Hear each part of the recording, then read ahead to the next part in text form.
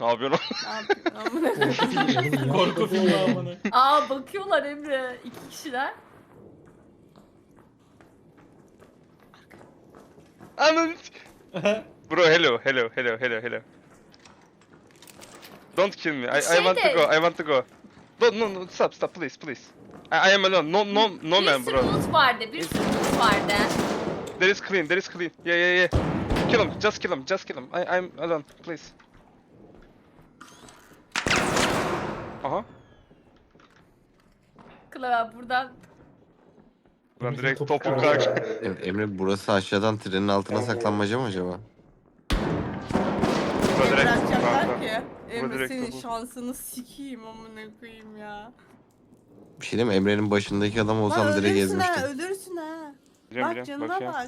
Bakayım.